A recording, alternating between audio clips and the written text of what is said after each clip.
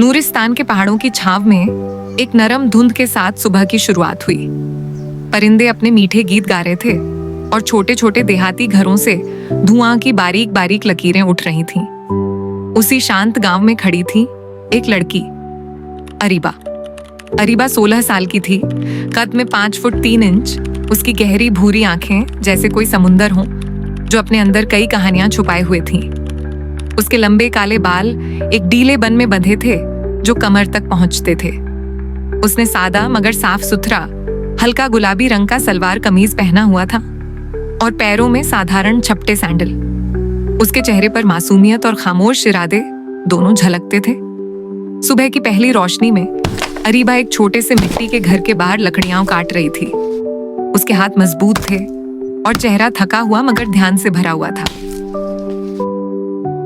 पास ही खेलते बच्चे हंस रहे और खुश थे। अरीबा खामोशी से उन्हें देख रही थी। उसके होठों पर हल्की सी मुस्कान थी, लेकिन आंखों में तन्हाई का एक गहरा सा रंग भी था। वह जंगल की एक सुनसान राह पर अकेली चल रही थी, हाथ में एक खाली टोकरी ली। उसकी नजरें दरख्तों के ऊपर घूम रही थीं, जैसे कुदरत के राज तलाश कर रही हो।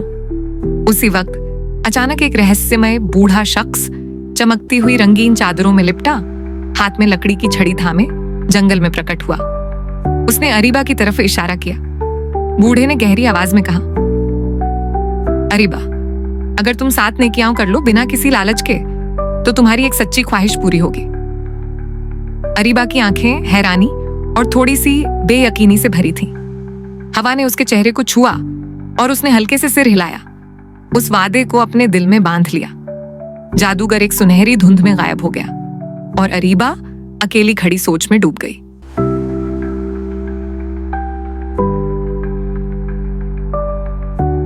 अगली सुबह अरीबा ने अपने बालों का बन मजबूत किया, पानी का घड़ा उठाया और अपने दिल में मजबूत इरादे के साथ गांव की तरफ कदम बढ़ाया। पहली नेकी का आगाज हुआ। वह एक अंधी बूढ़ी औरत के पास गई जो धुंध में लड़खड़ा रही थी। अरीबा ने नरमी से उसका हाथ पकड़ा और मिट्टी के घड़े से पानी पिलाया। बूढ़ी की आंखों में धुआं की चमक थी और अरीबा के दिल में एक सुकून का एहसास। जल्द ही एक बच्चे की रोने की आवाज सुनाई दी। अरीबा उसके पास गई और देखा कि बच्चा अपना टूटा हुआ खिलौना पकड़े हुए था। अरीबा ने अपने कुछ आखिरी सिक्के निकाले, एक नया छोटा सा खिलौना खरीदा और बच्चे को दे दिया। बच्चा खुशी से अरीबा को गले लगा रहा था और अरीबा की आंखों में खुशी के आंसू चमक रहे थे। फिर वह एक बीमार बैल के पास पहुंची जो सड़क के किनारे पड़ा था। उसने अपने हाथों से जड़ी बूटियां निकाली और बैल के झकमी टांग पर लगाकर नरमियां से बातें की। बैल ने धीरे धीरे उठना शुरू किया और पास खड़े किसान ने हैरानी से उसे देखा। इसी बीच गांव में शोर मचा कि एक चोर रोटी चुराता पकड़ा गया है। लोग गुस्से में चोर को मारने लगे, मगर अरीबा बीच में आई और सबको रोका। वह नरमी से बोली, वह भूखा था। फिर अपनी रोटी उसके हवाले की। चोर ने जमीन पर घुटने टेक कर अरीबा का हाथ चूम लिया, आंसुओं से भीगा हुआ। अरीबा तंग व पेचीदा बाजार की गलियों में खामोशी से गुजर रही थी। उसकी नजरें हुजूम में कुछ तलाश कर रही थीं और उसके हाथ में एक तहशुदा रखा था, जैसे कोई राज छुपा हो। अचानक एक ज़ईफ मर्द का सामान जमीन पर बिखर गया। लोग बेपरवाह गुजर गए, मगर अरीबा ने कदम रोका। वो खामोशी से झुकी और उसके गिरे हुए सामान को आहिस्तगी से समेटने लगी, जैसे उसकी मौजूदगी ही एक तसल्ली हो। किसी सुनसान गली में अरीबा ने वो रका खोला जो उसे उस बूढ़े शख्स ने दिया था। उस पर चंद पुरअसरार अल्फाज दर्ज थे, सितारों की पैरवी करो, अपनी तकदीर तक पहुंच जाओगे। उसी शब अरीबा खामोशी से आसमान तले खड़ी थी। सितारों से भरा हुआ आसमान उसकी आंखों में अक्स बन गया था। उसी रात एक तेज तूफान आया। अरीबा ने देखा कि एक छोटा बकरी का बच्चा बारिश में कांप रहा है।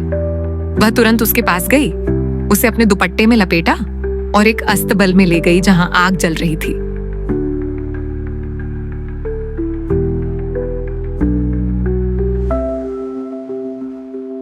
बकरी के बच्चे ने मोहब्बत में अरीबा के गाल को चाटा और अरीबा के चेहरे पर हल्की सी मुस्कान आई। अगली सुबह गांव वालों ने बकरी को देखा और हैरान रह गए। एक बुजुर्ग ने अरीबा को सोने का एक खूबसूरत बालों का पिन तोहफे में दिया। कई दिन गुजर चुके थे, अब अरीबा के कदम जहां जाते वहां कोई ना कोई दुआ उसके पीछे चलती। रात को अरीबा एक छोटे से आंगन में बैठी आग के करीब अपने घिसे हुए नोटबुक में कुछ लिख रही थी। उसका चेहरा धीमा, आंखों में ख्वाब, हाथ में टूटी सी पेंसिल का टुकड़ा। अचानक एक तेज झोंका आया और नोटबुक उड़कर मैदान में जा गिरी। अरीबा उठकर दौड़ी, हवा से लड़ती, बाल बिखरे, सांसें बेतरतीब, मगर उसके होंठों पर हंसी थी, जिंदगी जैसे उसके साथ खेल रही हो। उसी लम्हे एक नरम सी आवाज ने उसके कदम रोक दिए। वो आवाज करीबी गार से आ रही थी। अरीबा ने कान लगाया, फिर आहिस्ता आहिस्ता गार की तरफ बढ़ी, हाथ में छोटा सा चरागा। गार में एक छोटी सी लड़की सिसक रही थी, खौफ से कांपती हुई। अरीबा ने नरमी से उसके कंधे पर हाथ रखा। लड़की ने चौंक कर देखा, फिर अरीबा से लिपट गई। वो दोनों अंधेरे से रोशनी की तरफ चल पड़ी। जब वो गांव में वापस आईं, तो लोग मशालें लेकर बाहर निकल आए। जैसे ही उन्होंने गुमशुदा लड़की को देखा, खुशी से नारे लगने लगे। एक बुजुर्ग आगे आया, अरीबा के माथे पर हाथ रखा और दुआ दी।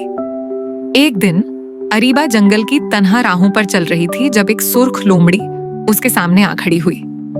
उसकी आंखों में अजीब सी चमक थी, जैसे कोई पैगाम छुपा हो।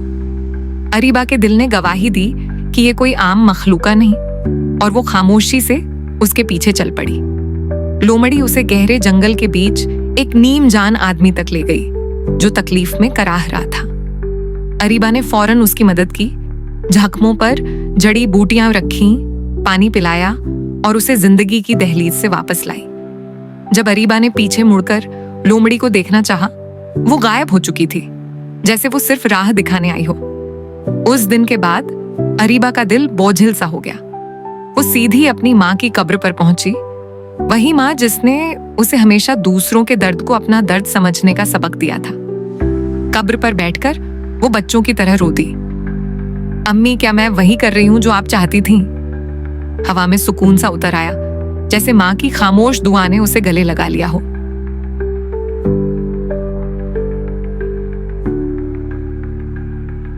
सुबह के धुंधलके में जब रोशनी जंगल के पाताल में उतरती है, अरीबा खामोशी से एक पतली पगडंडी पर चल रही थी।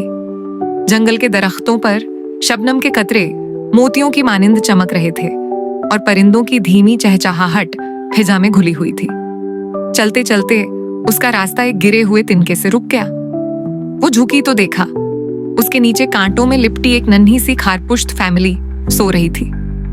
अरीबा ने नरमी से एक लकड़ी ली और एहतियात से तिनका एक तरफ हटा दिया ताकि उनकी नींद में खलल ना आए। फिर वो एक खुले मैदान में दाखिल हुई, जहां सूरज की रोशनी में एक पत्थर का दायरा चमक रहा था। उन पत्थरों पर पुरअसरार निशान कुंदा थे, जो वक्त के साथ मात पड़ चुके थे। अरीबा ने झिझकते हुए उस दायरे में कदम रखा। जमीन जैसे एक लम्हे को हल्की सी लरज गई। अचानक एक पत्थर में से छोटा सा खाना खुल गया। अंदर एक सुर्ख धागे में बंधा हुआ तोमार रखा था। अरीबा ने उसे नरमी से उठाया और पढ़ना शुरू किया। अल्फाज उसकी जबान से निकले तो एक लतीफा हवा का झोंका उसके गिर्द घूमने लगा, और फिर उसके सामने उसकी माँ की एक रोशन शफ्फाफ झलक उभरी। माँ की मुस्कुराहट में सुकून था, शफकत थी, और फिर वो रोशनी में तहील हो गई। अरीबा घुटनों के बल बैठ गई, तोमार को सीने से लगाकर, जैसे बचपन की कोई आखिरी खुशबू महसूस कर रही हो। उसकी छोटी उसके शाने पर आ गिरी और सुबह की किरणें उसमें रक्स करने लगी। जब वो खड़ी हुई तो उसके कदम में अज़्म की चमक थी। वो आगे बढ़ी तो दरख्तों के ऊपर से परिंदे उड़ान भरने लगे, जैसे उसे रास्ता दिखा रहे हों। नदी किनारे वो एक मुसाफिर के साथ एक छोटी सी लकड़ी की कश्ती बना रही थी। दोनों खामोश थे, सिर्फ पानी के बहाव की आवाज थी जो दिल को ठंडक दे रही थी। जब कश्ती मुकम्मल हुई, दोनों उसे धकेलकर पानी में ले आए और उस पर सवार हो गए। नदी का बहाव नरम था, आसपास बेलें लटक रही थीं और छोटे कीड़े सरसरा रहे थे। शाम होते ही जगनू कश्ती के गिर्द झिलमिलाने लगे। अरीबा उन्हें हैरत से देखती रही। उसके चेहरे पर सुनहरी रोशनी नाचने लगी। अचानक पानी का बहाव तेज हो गया, पत्थर उभरने लगे, कश्ती हिलने लगी। अरीबा ने दोनों हाथों से कश्ती के किनारे को थाम लिया। उसकी आंखों में खौफ और होशियारी का इम्तिजाज था। आखिरी लम्हे में दोनों कश्ती से छलांग लगाकर बाहर निकल आए। कश्ती एक बड़े पत्थर से टकराकर टूट गई।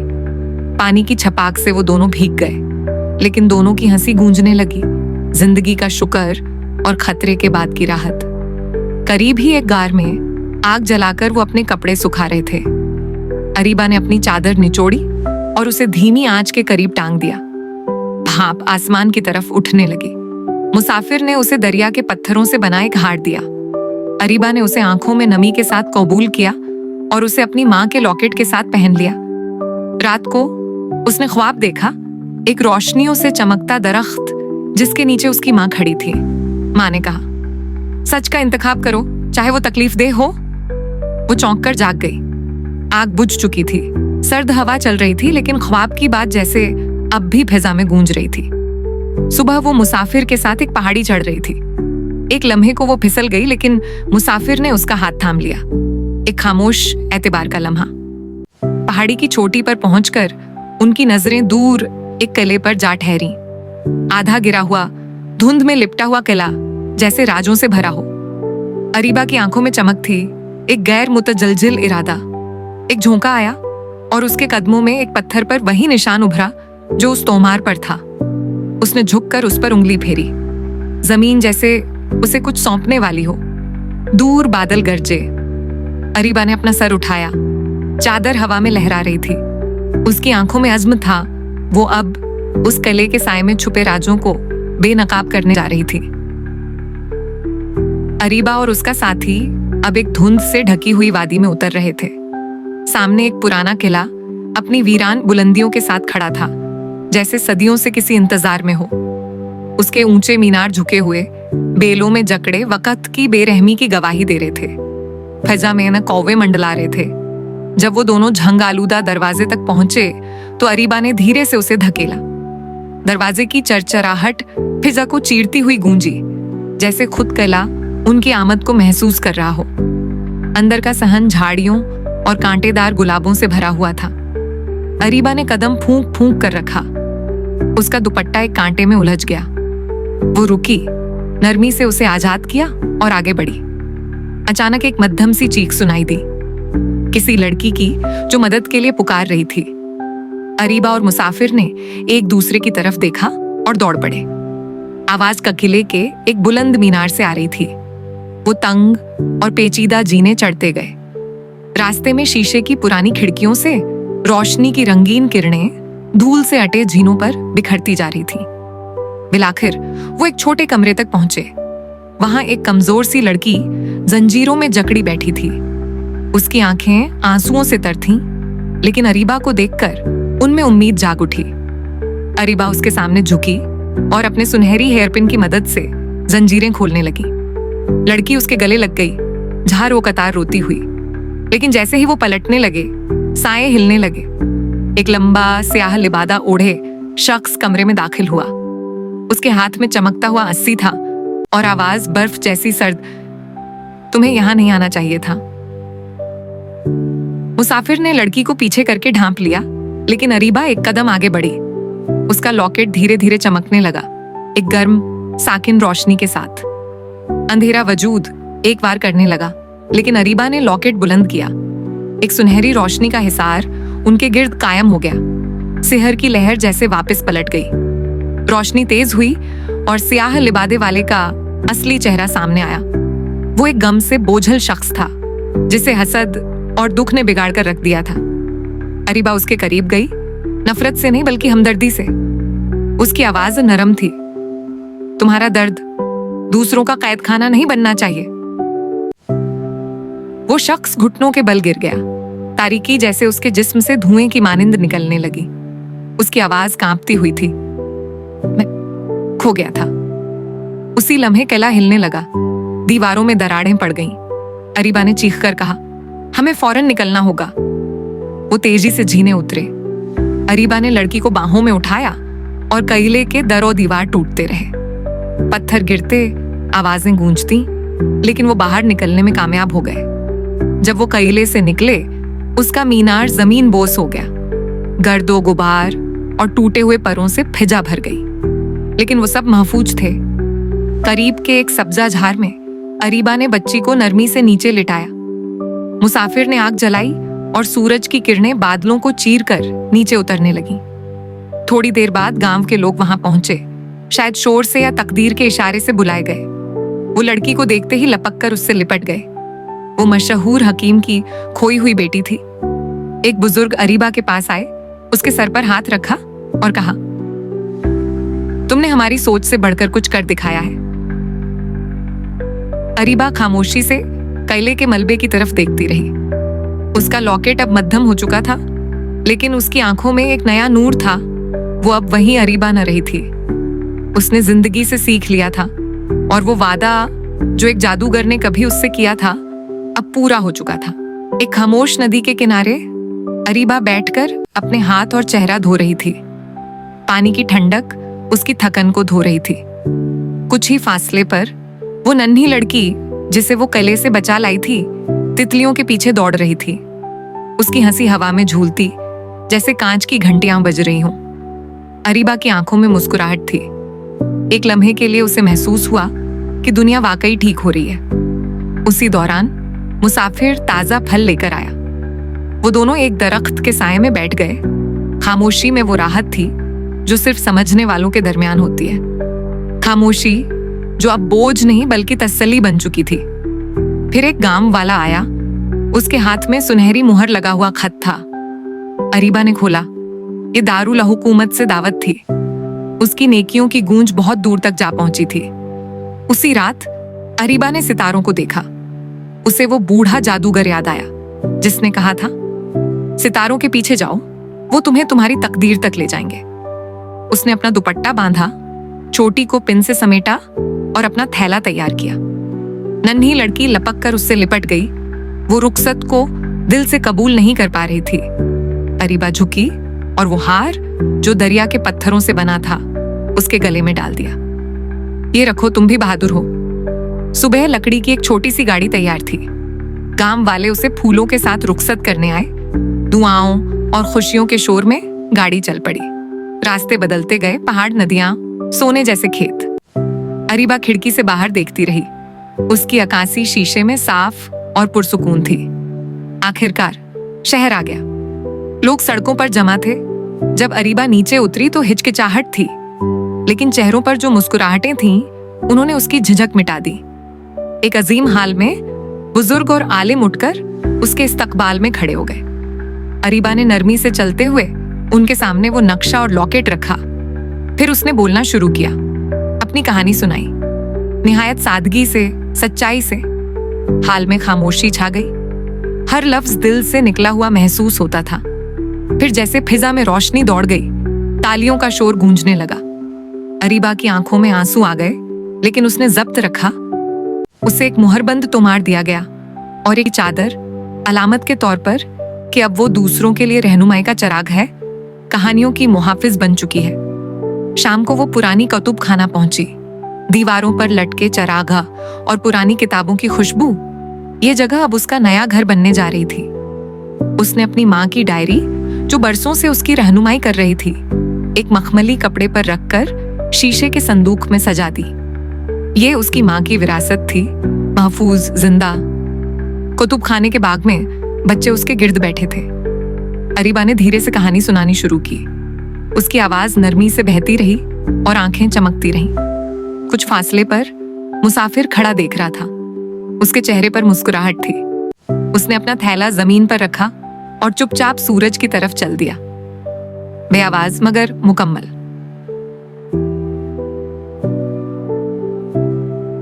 अरीबा एक दरख्त के नीचे बैठी थी। सब बच्चे कहानी सुनकर सो चुके थे। जगनू फैजा में झिलमिलाते रहे और वो खामोशी से आसमान की तरफ देखती रही, जैसे सितारों से कोई बात कर रही हो। और फिर उसका लॉकेट एक बार होले से चमकता है और बुझ जाता है। सफर मुकम्मल हो चुका था। रूह जाग चुकी थी। अरीबा तन्हा जंगल की सुनसान राहों पर चल रही थी। यकायक हल्की सी रोशनी जंगल के बीचों बीच जगमगाने लगी।